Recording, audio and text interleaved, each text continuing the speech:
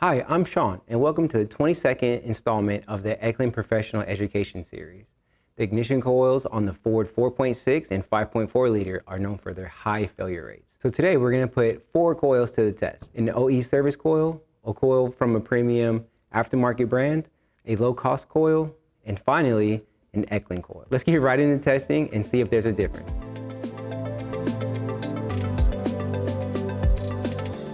For our first test, we're going to test the discharge duration.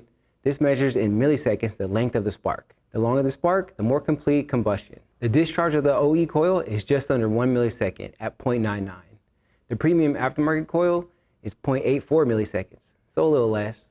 The low-cost coil is only 0.69 milliseconds, which is about 30% less than the OE. Finally, we'll test the Echlin coil. This is showing 1.12 milliseconds, which outperforms the OE.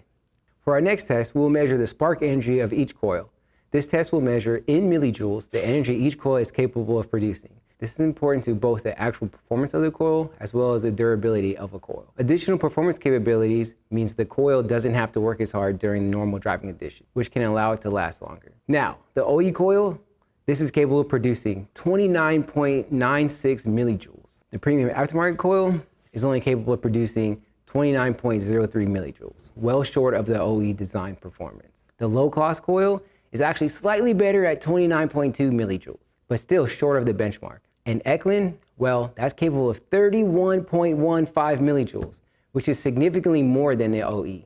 Now let's test for durability in a high heat environment. We'll put all 4 coils in the oven at the same time and run them non-stop.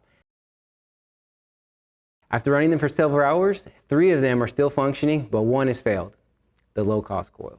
Let's cut open all the coils to see if there's any difference in the way they are designed and constructed. Here is the OE coil. It has a large metallic core and uses 5 bobbin segments. This is the premium aftermarket coil. And other than using a different colored plastic on the bobbin, it looks exactly like the OE.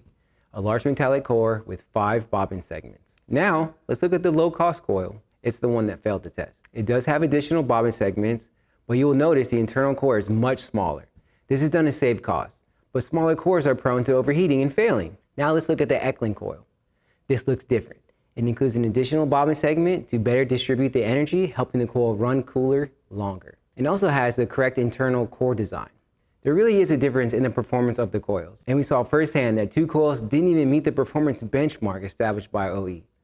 Let's also remember, we chose this specific application because of its high failure rates, meaning the OE coil isn't perfect to begin with. Better performance, better design, in-house manufacturing, end-of-line testing, coverage, and sales support. That's what's in our box.